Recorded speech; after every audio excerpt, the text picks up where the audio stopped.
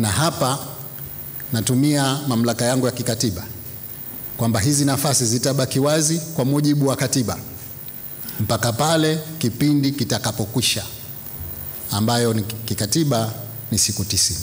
Labda niseme ni wizara gani ambazo ninaziacha wazi. Ya kwanza ni ofisi ya makamu wa rais, ofisi ya makamu wa kwanza wa rais. Ya pili ni wizara ya biashara na maendeleo ya viwanda. Ya tatu ni wizara ya afya. Na ya nne ni wizara ya utalii na mambo ya kale. Hizi mbili walikuwa nazo katika kipindi kilichopita. Biashara na maendeleo ya viwanda na afya nimeamua zibaki. Lakini nimeongeza mbili. Ofisi ya makamu wa kwanza awe na mtu kutoka kwenye chama chake akipenda. Lakini nimeona sekta mama, sekta kuu ya uchumi hapa Zanzibar ni utalii.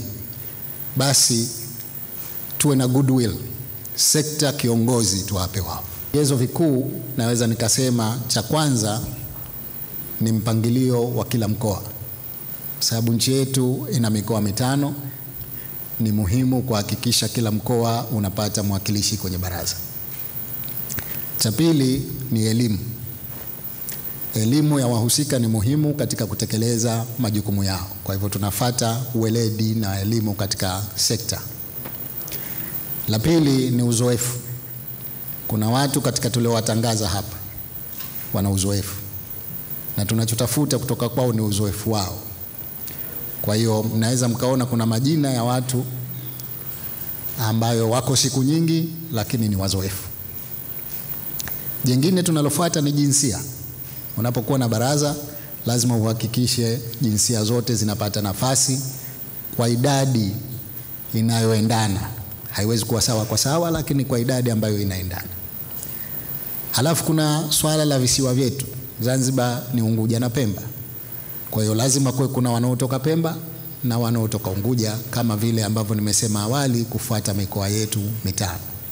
Sasa kuna vigezo vingine vingi zaidi ya hapa, lakini itoshe kusema kwamba kazi hii ugumu wake uko hapo katika kuhakikisha kila kitu. Tumeongeza wizara 2.